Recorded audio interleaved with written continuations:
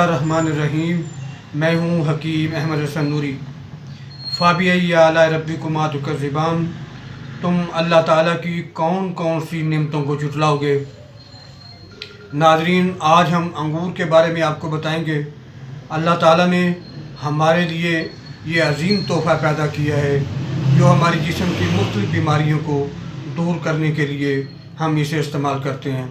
اللہ نے اس کے اندر کینسر جیسی مرضی مرض، کولیسٹرول، اسی طرح جلدی امراض، ہڈیوں کے امراض، آنکھوں کے امراض، شوگر کے لیے، فنگس، خون کی کمی، اسی طرح ہاضمے کی خرابی، دل کی بیماریاں اور دماغی صلاحیت کو قائم رکھنے کے لیے اللہ تعالیٰ نے ہمارے لیے یہ عظیم تحفہ پیدا کیا ہے۔ اس کا مزاج جو پختہ انار ہے اس کا مزاج گرم تر ہے، اور جو خام انار ہے اس کا سرد خشک ہے۔ تو یہ آپ کو یہ مزاج آپ کو بتایا ہے۔